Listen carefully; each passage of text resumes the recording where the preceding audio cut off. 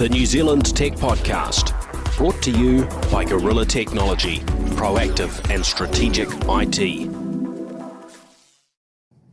Hey folks, greetings and welcome along to the New Zealand Tech Podcast. I'm your host and you are listening in live on a Monday morning today. We're recording and streaming a little bit earlier for the week than usual.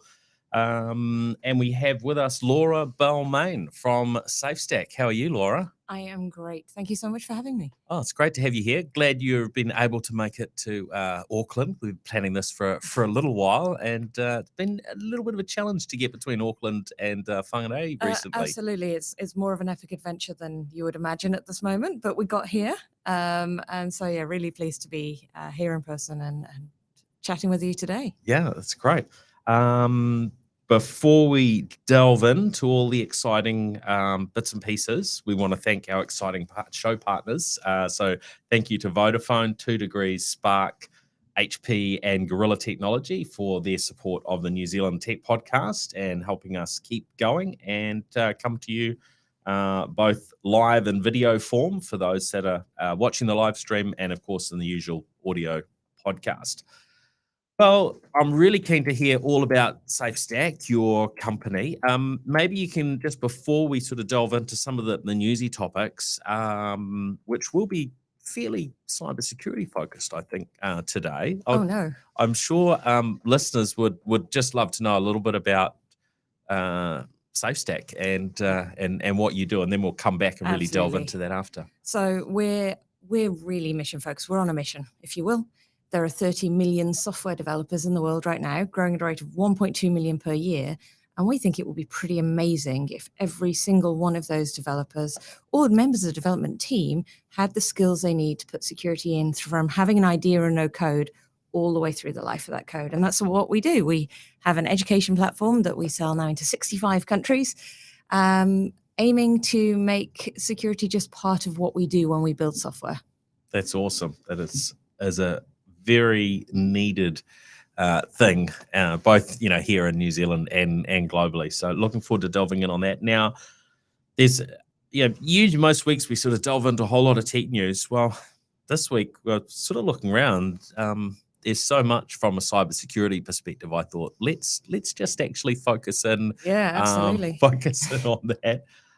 TikTok was really the big. I mean, TikTok has been. We've discussed from a cybersecurity and a privacy perspective TikTok over a really long period. Yeah. There have been in the earlier days of TikTok when it was growing, there were people that were looking at the apps, looking at the Android app, probably in particular, decompiling it and having a look and finding things that were, quite worrisome, shall we say. And that's continued on. We've seen governments pushing back in varying forms. There was, I guess, when Trump was president of the United States, there was a whole move there which seemed like something big's going to happen, and it didn't. It didn't quite happen. Talk of banning TikTok and so on. Of course, since then, TikTok's only got more and more dominant, prolific. It really has been going nuts. Towards the end of last year, we saw reporting coming through that said that TikTok had admitted that their staff had been using data from the app to do surveillance on some journalists, which just it's sort of beggars belief. And then you attach to that the differences of a social media company operating out of China, where you're under the jurisdiction of the Chinese Communist Party. And I'm not saying that everything's well and good and perfect in any other country, but that creates some bigger complications. And when we think of the whistleblowing situations that we've seen around things of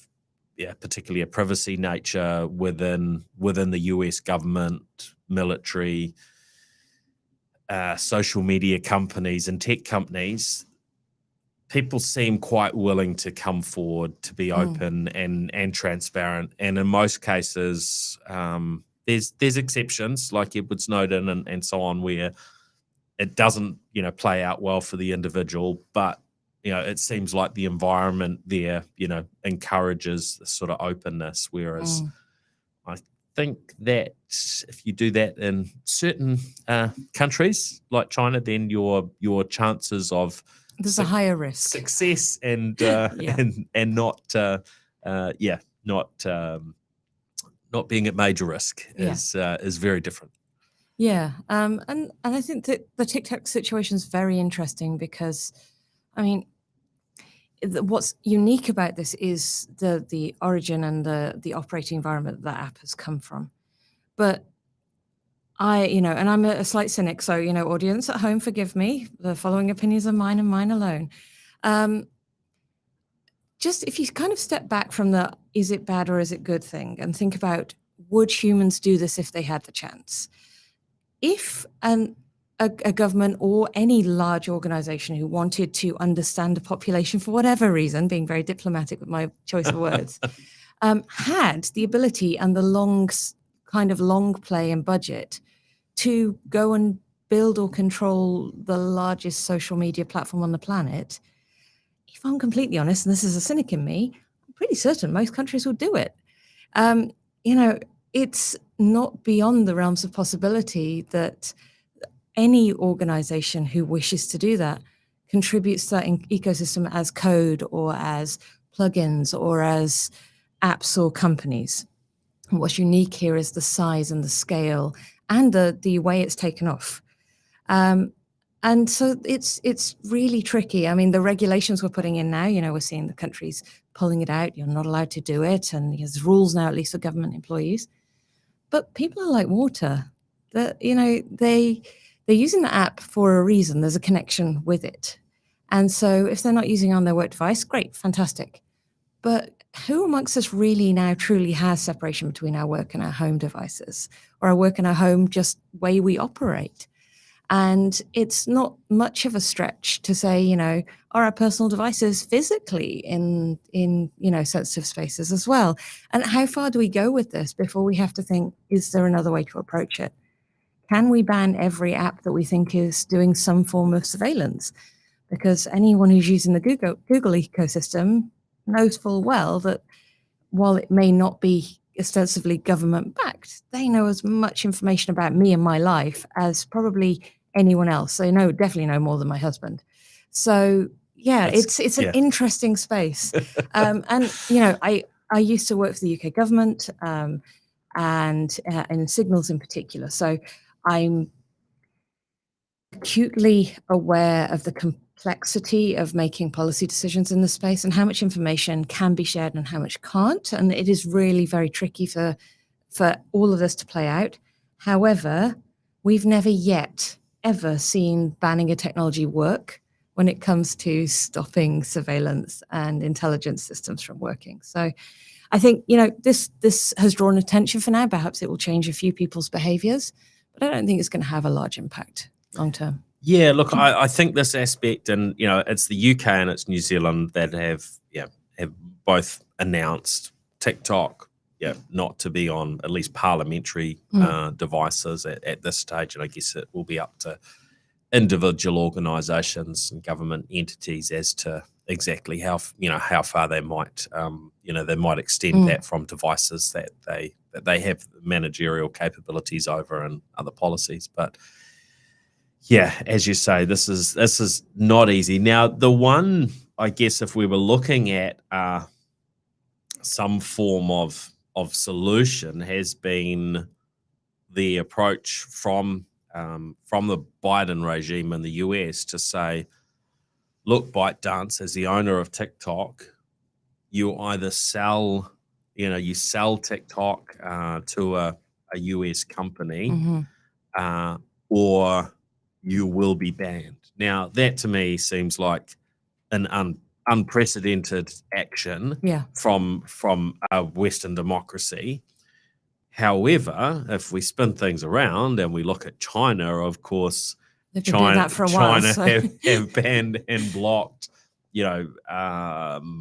social media applications, Wikipedia, and many other information sources for a really long period. Now, that is a reflection of a regime that probably a reasonably high percentage of those that live in a democracy would be very uncomfortable with in terms of that approach. But it does seem as though TikTok brings with it the kind of the next level of risk. And so if you are looking to try and solve that, is that an appropriate sort of pressure to put on? Do you, what are your thoughts? What a question for a Monday morning, Paul. My goodness. Well, I think we need to think about this. There's a short term and there's a long term. For TikTok, for this particular situation, it's an interesting precedent. When you separate a company and you say, hey, you got to sell it to my country and we're going to operate it from here, it doesn't necessarily mean it's going to work that way. There's quite a lot of engineering needs to go on to make that actually a thing. Of course. And just because your head office is, just because your head office is in, Plano or San Francisco, it doesn't mean that your tech is going to be, look, are we going to then take it logically to back on-prem? Is that what we're going for here? Boxes under a table? Because we know where it physically is located. I don't think we're ready for that. I don't think it's a good idea to go back to that. And I think there's a superficial nature to saying, hey, we'll just do operations from here, because operations is a big, big thing, especially for a platform like TikTok. That's not a build it in a weekend job, as much as Reddit and Hacker News would like you to know that they could build it in a weekend. But it's the long term, right? TikTok is now. And before that, it's been other platforms. This isn't our first rodeo when it comes to platforms gaining notoriety and popularity. All we're doing now is that the sheer scale of them is changing. So more of us have smart devices, more of us are interacting with them on a, I wouldn't even say regular basis, almost constant basis, let's face it. But let's look forward again. We've still got developing markets that are not in that space yet. So the availability of smartphones in Southeast Asian countries outside of China is actually still relatively low. They're still on quite budget devices. As that starts to ramp, and there's a massive developing ecosystem there, then are we going to have equally challenging conversations if, a player from Indonesia, where they have 180 million people in their country, therefore when they build something big that works, are we going to have the same conversations then? And do we need to have a little bit of a step back and go, okay, what are the risks here, and what can we do that's going to be less specific than one organization, one country, and one app at this time? Because otherwise we're going to keep repeating this. There's a reason you've never heard of any of the startups that come out of Indonesia, for example, because they can make billions of dollars without leaving their borders. And the second their tech catches on elsewhere, it goes huge because it's been tested on massive populations and they love it. So I think we need to it's great we're taking steps now, but I think there's a naivety in just saying, hey, we can pull this in and control it, because things are going to get a lot more complicated really quickly. Yeah. I agree. There's no quick fix. But I can definitely see out of the options for the current scenario that there could be some positives, but as you said, I mean, there are issues with every social media platform. Probably, Meta is the one I've probably criticized the most in the media over recent years, but quickly that is pivoting. Has been pivoting to TikTok. But what makes me there are elements that make me more concerned about TikTok than Meta, if you had to put them on a scale. But there are issues across the board with these platforms. Absolutely. Just to add a little bit of levity to our morning, we could solve the problem ourselves, Paul. We could engage all the people like us who have a little bit more gray hair than we do natural color at this point. And if we start massively adopting TikTok it will become desperately unpopular. And so we could solve this just by virtue of being us and engaging with the platform. So, just something to try for your week. If you are bored, we could save the world together. Thank you for that suggestion, Laura. And we'll throw that challenge out to listeners as well. Other topics going on. Blackboard, who are the maker of fundraising software, fundraising sort of CRM type tools, have been in the media again. They've had some issues with their with ransomware hitting their platform. They have varying versions of their software. You can run it on your, within your organizational environment, locally on your premises, hosted servers, or you can use their what they call cloud hosted variant. And have been slapped with a $3 million fine by the Securities and Exchange Commission in the US because they broke some rules from a disclosure perspective. It's just another sort of negative for them, I think, because there have been a number of things over recent years. I think probably the highest profile organisation in New Zealand that I recall seeing coverage on that was impacted by this was Auckland University. They would do fundraising, I think, probably from their alumni. It sounds like a bunch of that information got out there. Interesting, and some of the information around this was details that they were an organisation that paid the ransom to sort of make a problem go away, but then they didn't disclose things properly, and hence they're paying the equivalent of another ransom with this fine. Isn't it fun though that the only reason that we're really hearing about this is because of an admin error, because of the disclosures, not because of the security breach itself?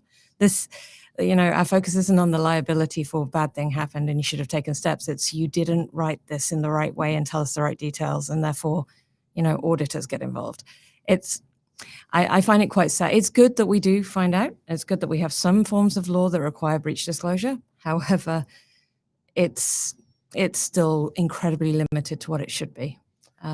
We are starting to see some things turning. One of the other stories came across was a Florida health care group, Orlando Family Physicians. They run 10 clinics across central Florida, and they are now having to reimburse patients that were impacted on a basically individual payment basis, depending on what data was stolen.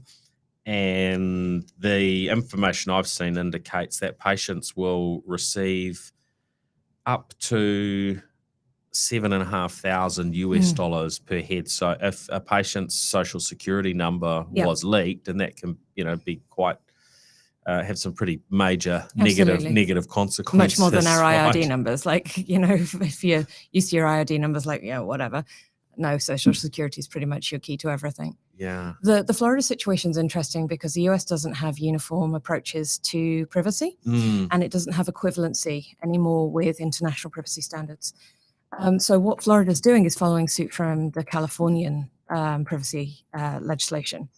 And that states that if you have people who are harmed or could be potentially harmed, so their data has been leaked, that you have to provide remediation, not just now, but also for the coming years.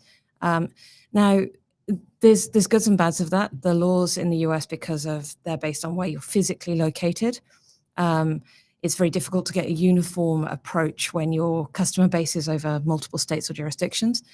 And the other side is we've now got I'll be a bit crude with the language, why not? A bit of a parasitic industry popping up of, we'll provide you an insurance and a package that you just pay us and we then pay them. And, anytime there's this kind of situation, somebody pops up and says, hey, I'll take your pain away. So that's what's happening.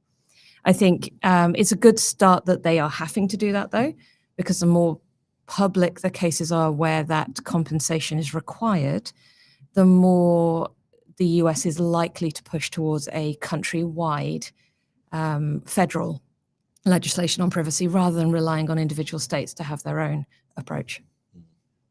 Yeah, that's it's a challenge, isn't it, that we've got such variable legislation and different areas. And New It's huge. Zealand, there isn't really a whole lot of use at this point in time, right? From the legislation. So it's we not- have good legislation. It has good equivalency globally with GDPR and things. The problem is that we're not good at enforcing. And I'm not an enforcing for, let's not just punish everyone to make sure everyone listens. Yeah. But we do have stuff in there that talks about breach disclosure, and we do have requirements. We have a clear set of principles that are aligned with Australia, that are aligned with Europe. But we're still very small and our expertise is very low. And so privacy being like the strange cousin to cybersecurity, we see parallels with how that's going there. And I think what it will take is more of our companies are becoming multinational, particularly in the digital space from here. And as we start becoming obligated to follow international privacy law, we'll naturally see a local upscale too, because you have to comply with the strictest law that you are operating under. So the more we sell outside our borders, the more strict we'll end up being inside, just by virtue of that kind of inheriting it from our more international clients. Yeah, it's a really, really good perspective. And also the legislation in other markets tends to have more teeth than the New Zealand legislation, which I guess was more what I, was as what frustrates me in a way, as there's the structures and so on are there, but if there's no pain, then but even with the teeth, right? hard. GDPR has massive sharp teeth. We've all seen the what's written there, but in terms of case and precedent so far, they haven't handed down the fines yet that we expected to be coming through.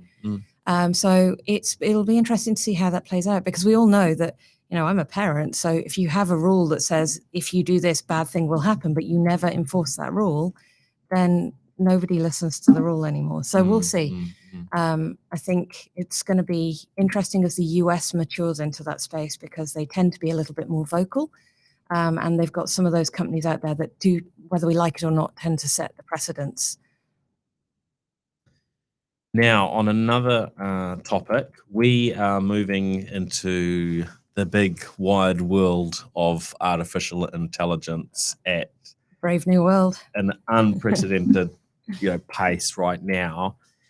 And I'm sure most of our listeners now will have spent some time looking at ChatGPT and the varying other tools that are out there.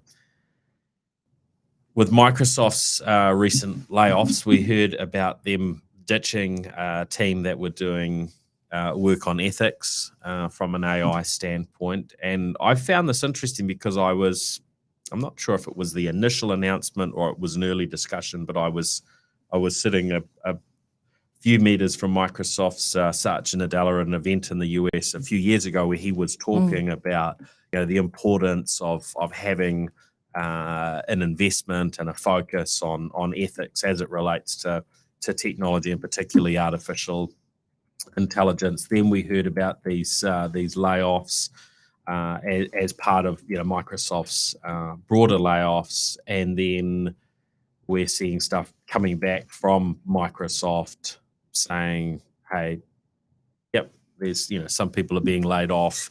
Might have been a team laid off, but it seems like their messaging is, hey, no, we're still very, very focused on this." It can be quite hard to kind of work through the different messaging that comes through from different perspectives and get a handle on what's going on, because we've seen a bunch of similar actions across other companies, haven't we? Yeah, absolutely. They're not the first to be doing this.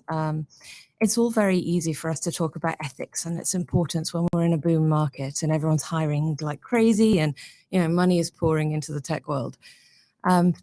Belts are being tightened, layoffs are happening at an astonishing level. I have so much sympathy for the people affected all around the world. I think we're well over 250,000 laid off in this period now. And I think it's going to be interesting to see how that plays out, because we all know that everyone's hiring like crazy and money is pouring into the tech world. Belts are being tightened, layoffs are happening at an astonishing level. I have so much sympathy for the people affected all around the world. I think we're well over 250,000 laid off in this period now. But you start seeing, the truth of values when these kind of things hit.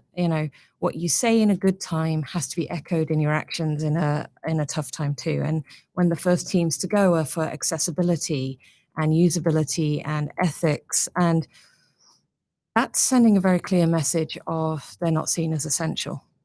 Now, when Microsoft acquired GitHub a wee while ago now, and then Copilot started coming through, and it was starting to help you and assist you building code. And we started having conversations in the software community about, well, am I okay with them reading all of my code that's held in private repositories in GitHub so that it can help somebody else write their code? And we had feelings, but there was an ethics team, and there was thought behind it. In the last year, we've lost almost all of the people involved in ethics in GitHub, and now the Microsoft team. And now we're in the OpenAI era, where quite literally all of the private repos, all of the repos that are held in these companies have been used to feed the engines. And as a security person, it's very complicated.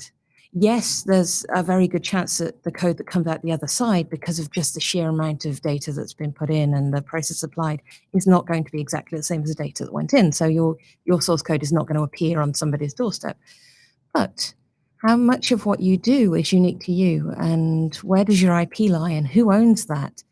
And by using these tools, these online systems, are we truly consenting to what is now happening? It's very complex.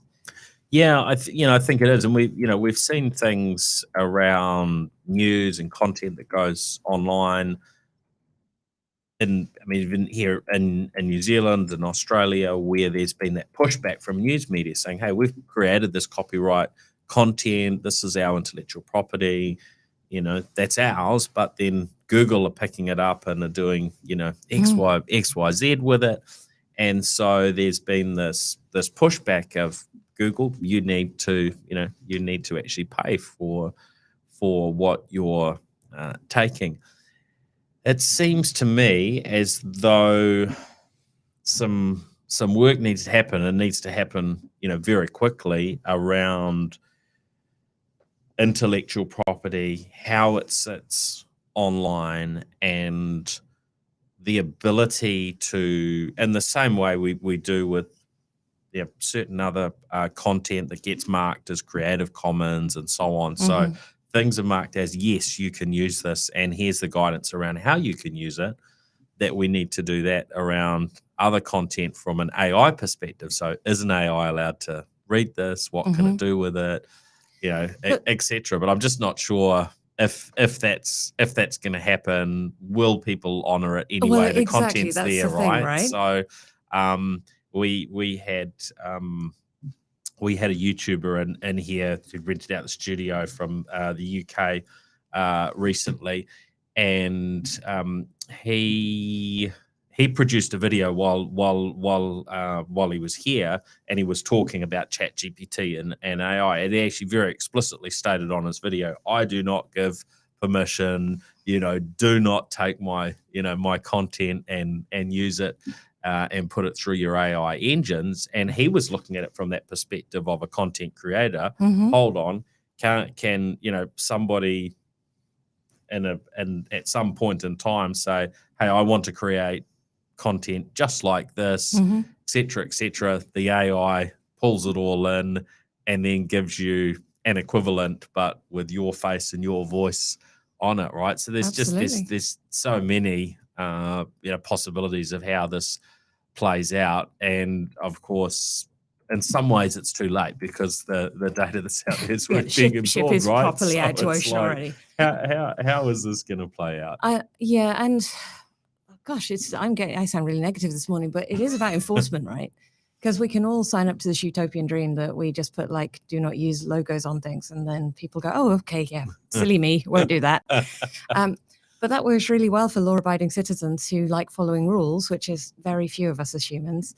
And for the rest of us, we'll follow them most of the time until a point where we're like, well, actually, but just on this one occasion, I'm going to, and it's just that one occasion, they all build up, and suddenly nothing is actually honored. As somebody who writes books and articles and training and does conference speaking, I fully expect now that my stuff, my voice, all of that's already online. I would be very surprised if my stuff hasn't been now regurgitated into the hive mind that is OpenAI. And that kind of gives you a bit of an existential crisis, really. Why do I even need to be me? But I think what I'm coming to terms with of it, me be me. I'll just go into TikTok. Like nothing will go wrong with that. I think the way I'm starting to look at it is that I don't believe you can truly stop them using content that's online for these purposes. If it was a government, we'd have at least a slim hope, but as it's a private organization or several private organizations, we haven't got a hope. But what we can do is focus on which bits are really painful. So for example, software patenting and software copyright is already an absolute mess of a field of law. There's no way in heck that this is going to stand now. How can you say that your algorithm is unique when it's the hybrid of 20,000 projects that were in GitHub? There's no way. And the way we communicate that and the way we value companies based on that IP is going to have to change, because you're going to have to value something else instead. For people like me who are content creators, you've got to start thinking about not so much that, oh my goodness, people are going to take my content, but what is it about the way you do critical analysis and the way you think and the way you communicate that is distinct to you? Because that will continue to evolve. You don't stay still. You're not a static model of put things in and thing comes out. And so by continuing to embrace your own kind of skills and your own viewpoints and challenge your own assumptions, you will naturally stay ahead of where the AI is. But that means kind of accepting that obligation on yourself as an organization or an individual to keep going that direction. We're going to have to find, as a society, a way to filter the things we've seen before and are now just regurgitations that are, created from things to what is novel and new, and to weight those things differently to each other. And we're not actually going to come up with a nirvana on this stuff. Let's on a Monday morning? Let's just face it. Oh, we could do it. I believe in us. No, we're not. And I think it's a truly exciting time to be in technology, but it's also very confronting. A lot of the way we have built businesses is going to need to change. The way we've built, profit models is going to have to change. And I think the people who will benefit, the people who will really get the most from this transition are the people who can sit back and go, right, so everything's up for grabs now. Everything can be changed. What can we learn from this and what can we do? And experiment rapidly. If we can embrace that, we'll do really well. If we stick with, well, we can't use this technology is scary, and we avoid it, we will be left behind.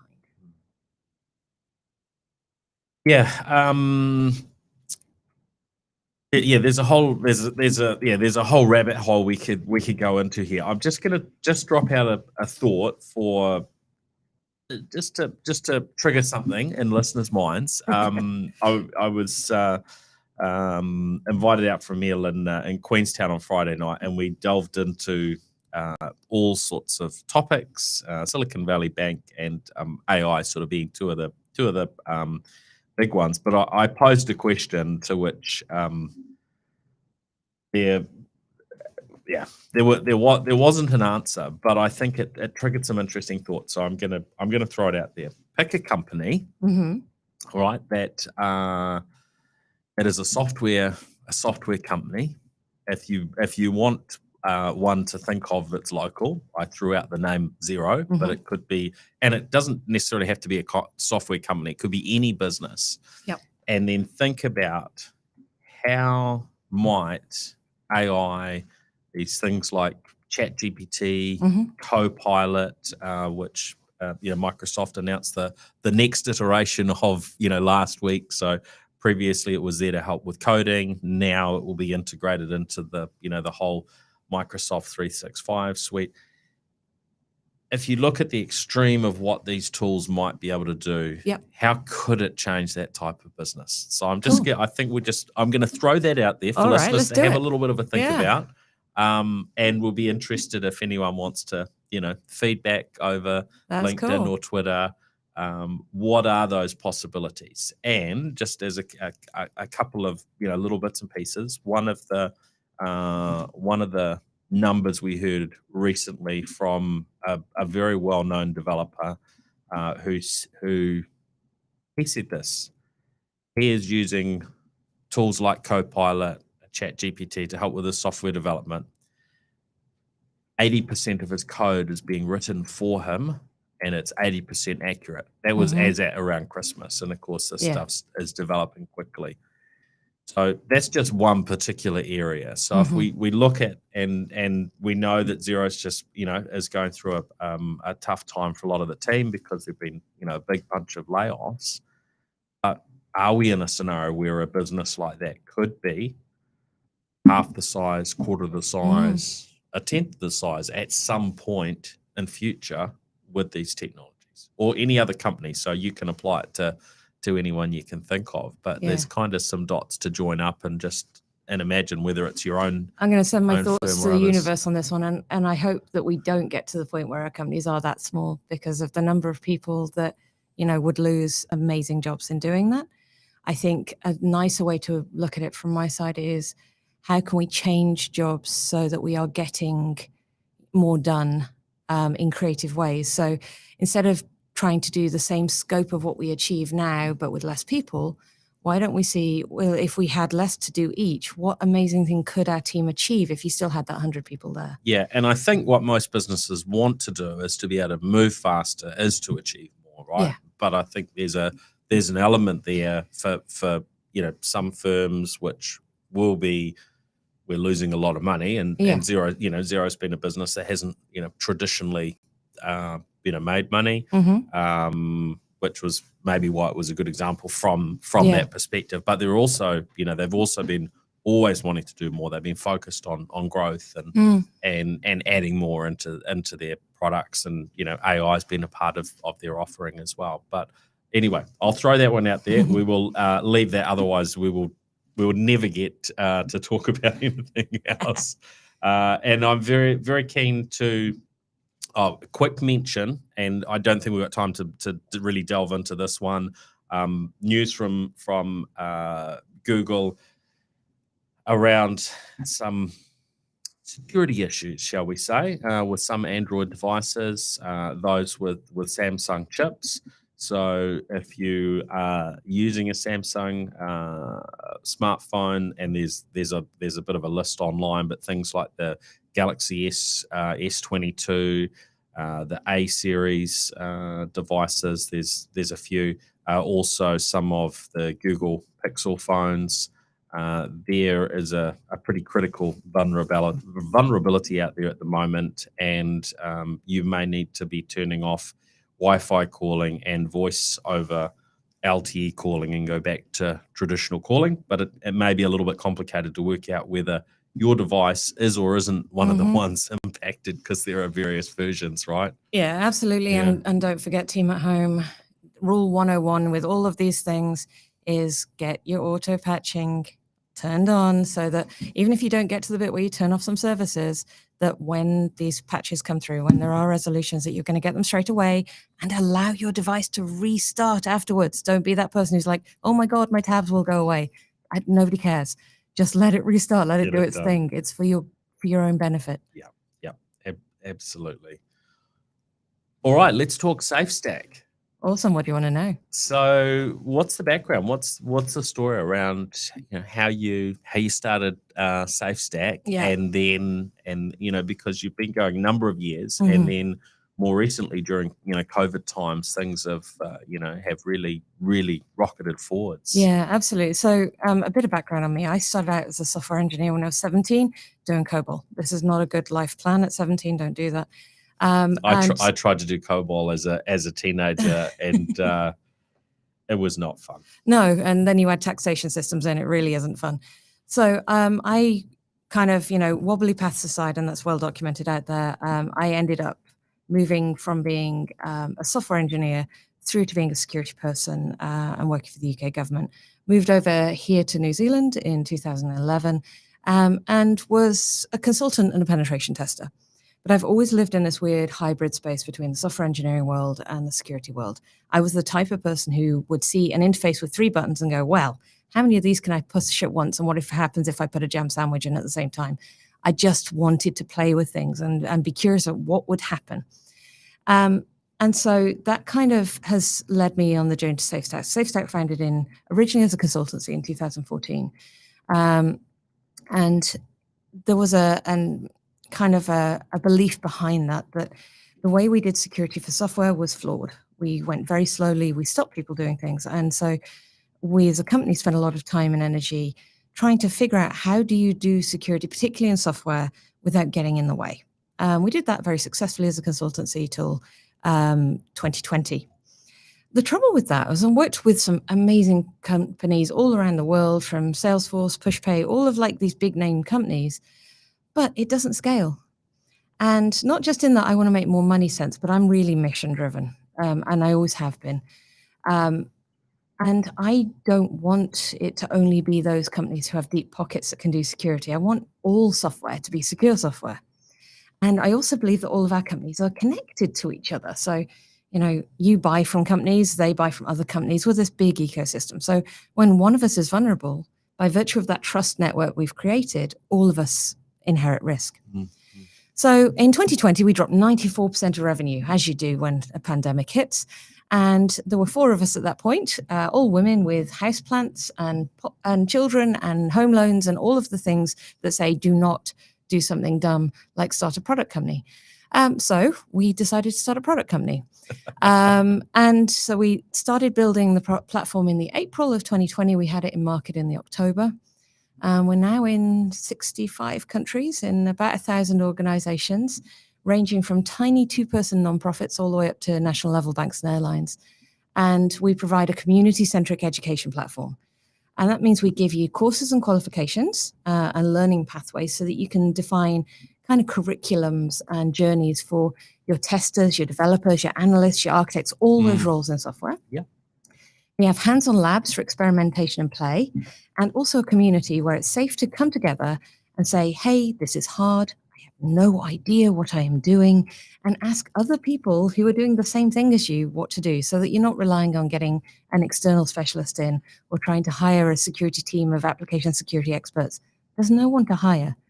So we want to essentially give what we do to the development community and make it part of software quality.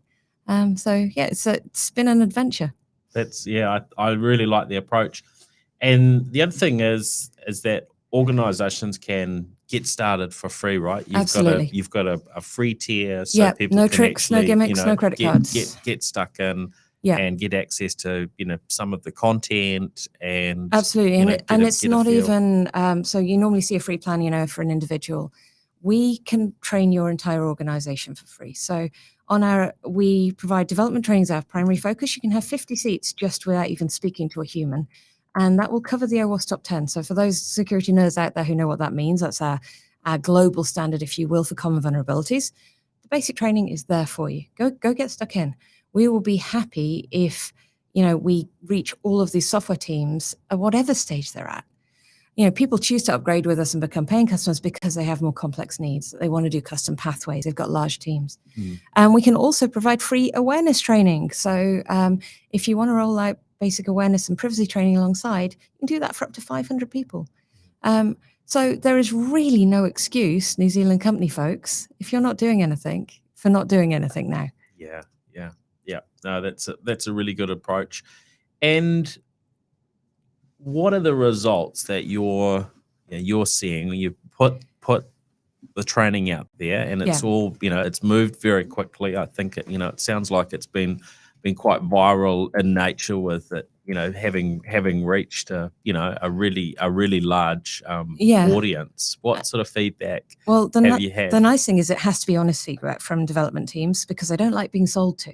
Yeah. So there's no part of me that can come on this and say, buy my stuff, because you'll just ignore me. That's fine. Yeah. You can't do cold calling. You can't do outbound marketing to them. They will just blacklist you within a second. So when we grow, it has to be from authentic contribution to community. So we genuinely know what we're talking about. We care about the problem. We are from that community. We're engineers.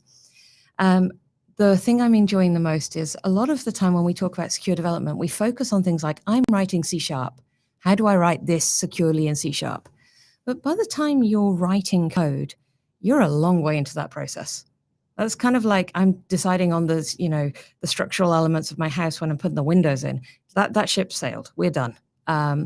So we take it way back to the beginning. So we teach people of all ages and stages in their careers how to think about security from that initial design, how to do threat assessment and threat modeling, how to consider security when you're planning your architectures out, how to do security when you've got code on a system that isn't in active development anymore. So, you're done with it. It does what it needs to do, but it's still going to have security issues as it goes. So how do we balance that? And because we're coming from this point of empathy, because we can't say, hey, your baby is ugly, your code is bad, you should feel bad and change your life choices. It's not going to work well. We have to come and say, hey, this is complex. Here's the things we're balancing as engineers. Here's where security fits into this. And here's the trade-offs you can make. And you're empowering at that point. You're not saying, hey, feel bad. You're saying, own this, just like you own scaling and performance and observability. So seeing that change, seeing security come earlier, see it come through testers and analysts and architects as well as the devs. All those are really, really powerful. And I'm really excited to see where it goes next. And I've probably been vocal at times on where I feel New Zealand often is on varying aspects of cybersecurity. You've got a unique viewpoint here in terms of, seeing where we fit in globally. How are we doing? Look, we are a beautiful island with no really scary predators next to a really beautiful island with lots of predators. We're used to feeling very safe. Our wildlife doesn't fly and escape predators. Our frogs sometimes don't even become frog spawn. Everything about us makes us feel safe and warm and fuzzy, and that's wonderful. So whenever we come together and we say security is a problem and we should all do something about it, we all kind of go, yeah, but it'll be fine. She'll be right. It'll be great. I want to kind of flip the story entirely. Security is a problem for all of us, undoubtedly. I'm not here to say it's not. It's not the biggest problem for a number of our companies right now. To be honest, cash flow will be for a number of them, or staffing. But let's think about it differently. If we're going to become a digital powerhouse, if we're going to have all of these Zeros and PushPays and Vens and Moxions and all of these companies that are going to go out and do wonderful things internationally, then we want to make it as easy as possible for us to sell and for us to be trusted by other companies and countries who may have a more sophisticated view of security than we do. But when a company overseas buys from us, they're deciding whether they trust us with their data. And it goes a lot easier, that process, when we have good security practices in place. So I see it as table stakes. If we're going to become an international power in the digital kind of revolution, if you will, God, there was a lot of hyperbole in that sentence, then it's not about should we do security, am I going to get hacked? It's we need to do security. It is expected of us from our target audience, and that's how a power in this space behaves. It is table stakes. And once we start seeing it as part of just growing good business, good digital business, then it stops being optional. It starts being good at what we do. And I think that's what we do best, is understanding what makes us really well equipped to, let's face it, own some digital spaces if we wanted to. So that's what I want us to see. Stop saying, hey, we'll do it later because we're not being hacked right now, and say, hey, we want to grow. And part of growth is doing this really, really well, and security is part of doing this well.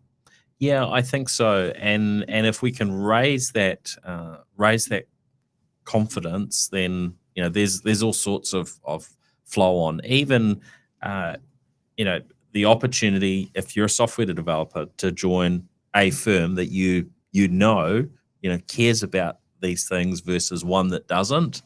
Absolutely. It's one of those things that plays out as to where you want to be sitting. You don't want to be in a company whose reputation goes out the window on these things, because you're going to be in some way linked to it if it happened on your watch, or even after you've left the firm, right? Yeah. So plus, there's so many reasons why we've got to get this stuff right. We're also in a global skill shortage, right? You've run out of fingers if you're naming Kiwi companies right now who are trying to find high quality engineers, intermediate and above, to come and fill their roles. And we're losing folks to overseas roles all the time. Now, it's a bit trickier right now with layoffs happening, but that's not a trend that's going to stop. We're going to see more and more people realize that they can choose whatever they want to be building. Now, if you grew up and you wanted to be an astronaut, maybe you don't get to be an astronaut because, well, none of us do. But what if you wanted to go and work in space tech? What if you wanted to go and build the future of AI-enabled doctors who are diagnosing cancer? That's the choices you get to make as a software engineer now.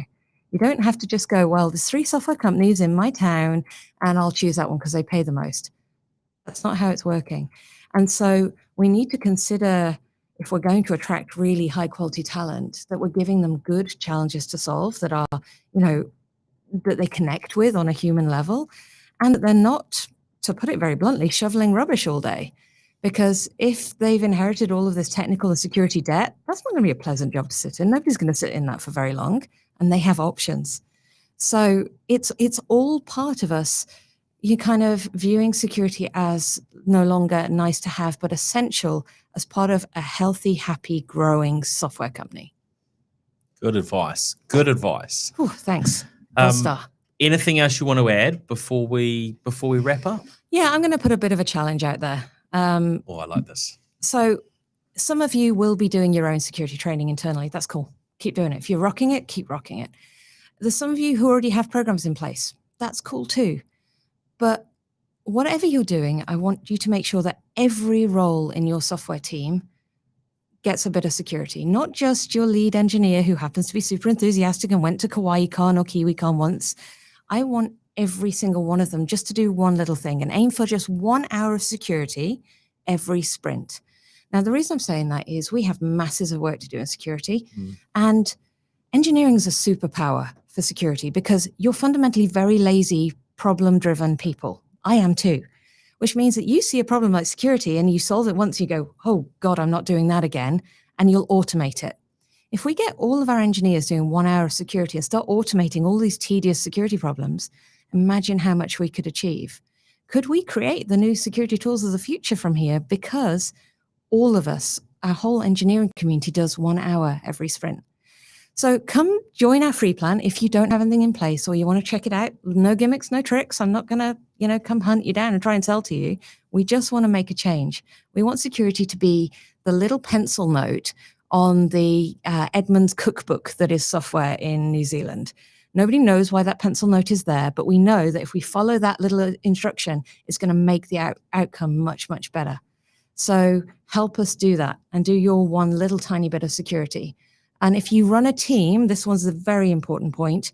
If you're the leader, if you have people under you, one of the prime reasons people don't do security is because nobody ever gives them any time to do it. So give them 1 hour per sprint, and let's see if we can make a whole country secure. Excellent. That's great. Well, thanks very much for joining us. Now, where do people find you online? What should they be looking for? You can find me in all the usual places. So on Twitter, @lady_nerd. I do a tiny little podcast every couple of weeks called CEO GBU, so you can get the brute force truth of what it's like to be an early stage CEO. And you can find me on the LinkedIn. And, at most tech gatherings nearby, I'll be loitering around. Do come and say hello because security does need all of us. So I'd love to meet you. That's great. Thank you. Well, thank you for coming and having a hello today. And thank you to our show partners, to Vodafone, 2 Degrees, Spark, HP, and Gorilla Technology. And we will be back again with another episode next week. Awesome. Thank you. Okay. Thanks, Laura. The New Zealand Tech Podcast, brought to you by Gorilla Technology, proactive and strategic IT.